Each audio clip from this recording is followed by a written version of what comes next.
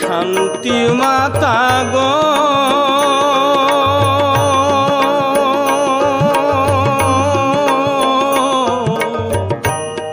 তুমি ছাড়া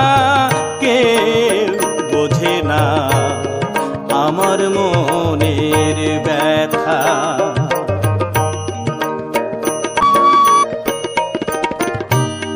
কেন মাগো এ জগতে তুমি আনিলে, কেন মাগো বুকের দুঃখিত মুখে তুলে দিলে,